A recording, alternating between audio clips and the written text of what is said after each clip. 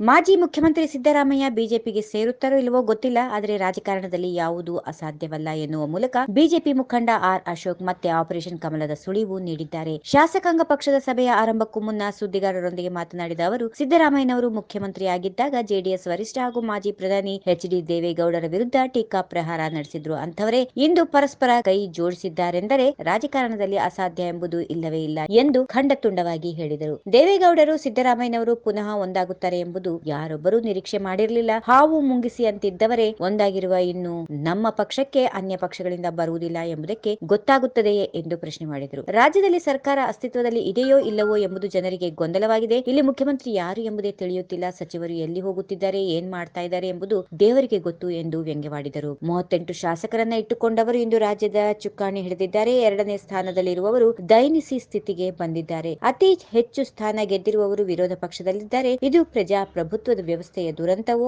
ಅಣಕವೋ ಗೊತ್ತಿಲ್ಲ ಎಂದು ಕೂಗವಾಡಿದರು. ಮುಖ್ಯಮಂತ್ರಿ ಎಚ್.ಡಿ. ಕುಮಾರಸ್ವಾಮಿಯವರಿಗೆ ಹತಾಶೆ ಕಾಡುತ್ತಿದೆ. ಹೀಗಾಗಿ ಅವರು ಎಲ್ಲರನ್ನ ಅನುಮಾನದಿಂದಲೇ ನೋಡ್ತಾರೆ. ರೈತರು, ಮಹಿಳೆಯರನ್ನ ಅಪಮಾನಕ್ಕೀಡು ಮಾಡಿ ಈಗ ಮಾಧ್ಯಮದವರ ಮೇಲೂ ಮುಗಿಬಿದ್ದಿದ್ದಾರೆ ಎಂದರು. ಸರ್ಕಾರದ ವಿರುದ್ಧ ಟೀಕೆ ಮಾಡಿದರೆ ನಾನು ಪತ್ರಿಕಾಗೋಷ್ಠಿಯನ್ನೇ ನಡೆಸುವುದಿಲ್ಲ, ಬೇಕಾದ್ರೆ ಬರೆದುಕೊಳ್ಳಿ ಎಂದು ಉಡಾಫೆಯ ಮಾತನಾಡುತ್ತಿದ್ದಾರೆ. ಅಧಿಕಾರ ನಡೆಸಲು ಕುಮಾರಸ್ವಾಮಿ ಅವರಿಗೆ ಸಾಧ್ಯವಾಗುತ್ತಿಲ್ಲ ಎಂದು ಅಶೋಕ್ ಟೀಕಿಸಿದರು. ನೀವು ಮುಖ್ಯಮಂತ್ರಿ ಆದವರು, ಉನ್ನತ ಸ್ಥಾನದಲ್ಲಿದ್ದೀರಿ. ನಿಮಗೆ ಶಾಂತಿ, ಸಂಯಮ, ಸಹನೆ ಇರಬೇಕು. ಜನರ ಕಷ್ಟ ಬಂದಾಗ ಅದನ್ನ ಆಲಿಸಿ ಪರಿಹರಿಸುವುದು ನಿಮ್ಮ ಜವಾಬ್ದಾರಿ ಎಂದರು.